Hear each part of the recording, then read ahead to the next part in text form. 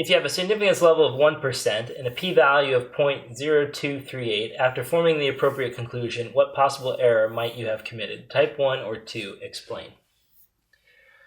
All right, so since this problem is asking us to discuss whether it's possible that we committed either the type 1 or type 2 error, I've gone ahead and written those down and explained what they are here on this little piece of paper. So let's try to go through this and just make sure you understand this clearly. A type 1 error occurs when you reject a true null hypothesis. You're not supposed to reject a true null hypothesis. If the null hypothesis is in fact true, you should not reject it, right? You should fail to reject it and let it stand, but if you reject it, you've committed a type 1 error.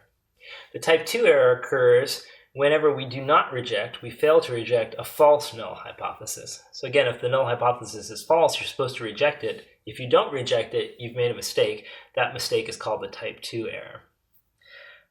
You cannot commit both of these errors at the same time, right? I mean, because first of all, a null hypothesis is either true or false. A single null hypothesis cannot be both true and false, right? So in order to have a type 1 error occur, you have to reject a true null. Well, in this scenario, the null is considered to be false, so there's no way that a type 1 and type 2 error can occur at the same time, right? Because either the null is true or false. Another reason why they can't occur at the same time is that in the type 1 error, you reject the null when it's true, in fact, right? So you're rejecting it, though. That act is clear, and here you're clearly not rejecting it to commit this error. Again, you can't have a single problem where you've both rejected it and not rejected in the same problem.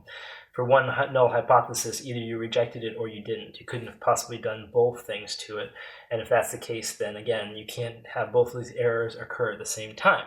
Now, if that's the case, then what we have to do is figure out for this particular problem, what's a possibility? Well, the rule turns out to be pretty simple. Anytime you reject a null hypothesis, you run the risk of possibly committing the type 1 error. It doesn't mean that you have committed the type 1 error. It just means that it's a possibility.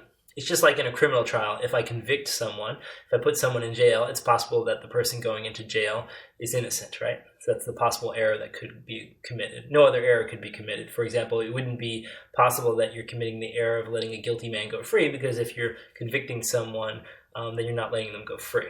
Okay, now, the type 2 error, it's the opposite scenario. You're not rejecting a hypothesis, right?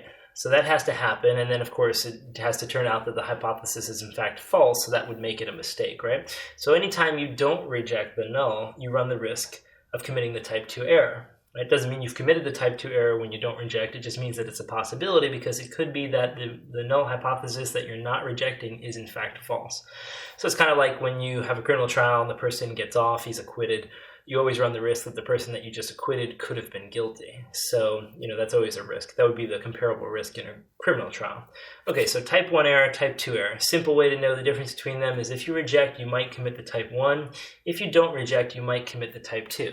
So if we have that idea pretty clear in our heads, then all we have to do is decide in this problem, are we rejecting or are we not rejecting? And to do that, we have a simple rule. We're going to compare the significance level to the p-value. The significance level is alpha.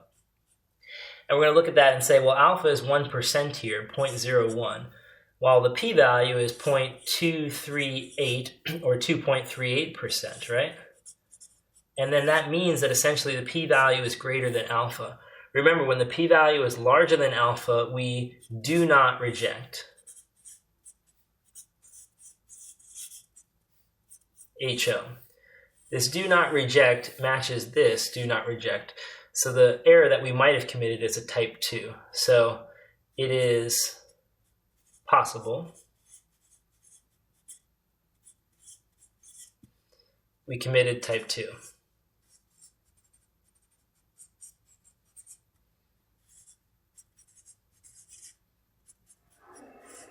Okay, and again, that's the only possibility, right? There's no way we committed the type 1 error because we did not reject the null hypothesis.